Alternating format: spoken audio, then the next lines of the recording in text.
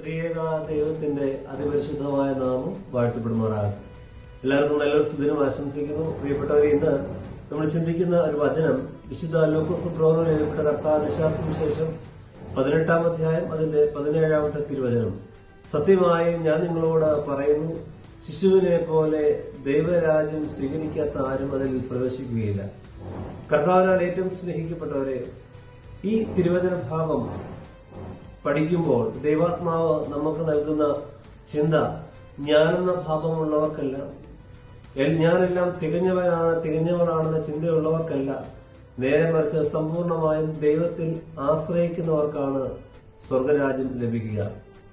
വിശുദ്ധനായ നിനവയിലെ ഐസക് എന്ന പിതാവ് ഇപ്രകാരം പറയുന്നുണ്ട്: ദൈവത്തിന്റെ മുമ്പിൽ കുഞ്ഞിനെ പോലെ ലളിതനാകുക, ബുദ്ധിയും മഹത്വവും ഉപേക്ഷിക്കുക, വിനയത്തിലൂടെയാണ് ദൈവരാജ്യം ലഭിക്കുന്നത്.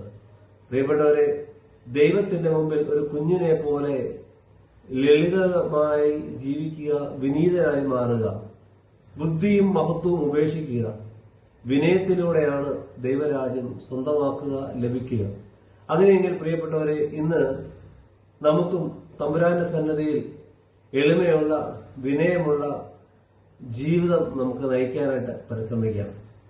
നമ്മുടെ ബുദ്ധിപരമായ ചിന്തകളൊക്കെ എടുത്ത് മാറ്റാം.